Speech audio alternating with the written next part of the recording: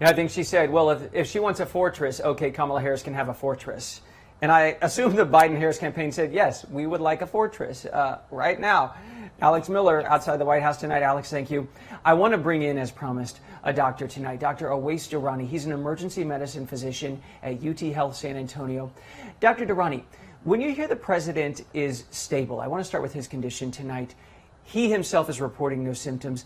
Does that mean he's back up to full speed, full health? Thanks for having me. I would say the short answer is no, and that's not no for anyone who, given the timeline that he got for that positive diagnosis is. I'll tell you what I tell my patients. You know, they come to me, they're on day 1 or 2 of symptoms, they have fever, some body aches, the rest of the vitals look okay. We discharge those patients if their, oxygen numbers look okay. At discharge, I have a lengthy conversation with them about return precautions. And I tell them that in COVID, days 5 through 10 are kind of that red zone. If you start to have any chest pain, any shortness of breath, any chest pressure, other symptoms, return to the emergency department immediately. And so if we're going off the timeline of day 1 being Thursday, we're approaching that red zone. And so I would be very cautious to say that he's back to full health. Furthermore, we've heard of these long hauler COVID cases, these patients that test positive and then end up testing negative after a few weeks, but they still have these symptoms of fatigue and their memory is quite not there. They're foggy. And so we're still learning a lot about the effects of this disease. And so saying that anyone's back to full health just a few days in is, I think, an overstatement. You're laying out reasons for caution. And Joe Biden, not long ago, he was laying out his reasons for caution. Would the president still be a danger in a room, whether plexiglass or not, in a room while he is still positive with COVID? Is he still shedding the virus? So currently, yes.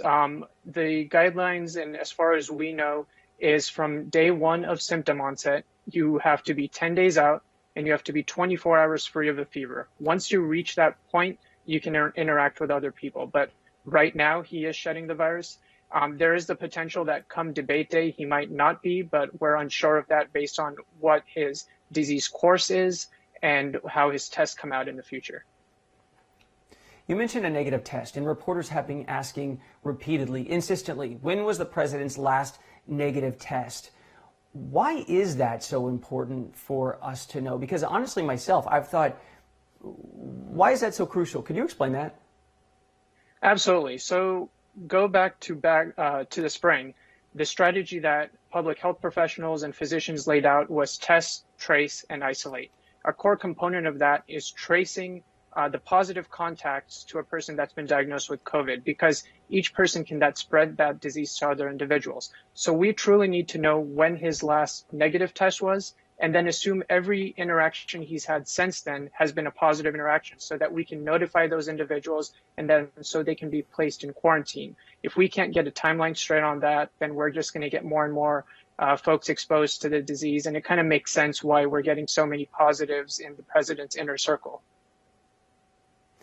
President Trump says he is going to be at that debate next Thursday in Florida. That's 2 weeks following the diagnosis. Dr. Durrani, if we set aside the issue of transmission to others, if he was your patient, just for his own good, would you advise that he go? So, that would be a decision between himself and his physician. As I kind of alluded to, he might get over the fevers and body aches and whatnot, but there are some symptoms of COVID that last much longer, weeks or months. And so that would be up to his physician to see if his energy is back up to par.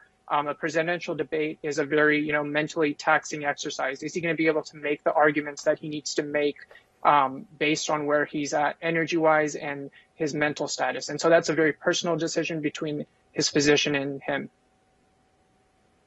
Dr. Awais Durrani, we appreciate all the work you're doing in Texas and joining us tonight here on Newsy. Thank you. Thank you.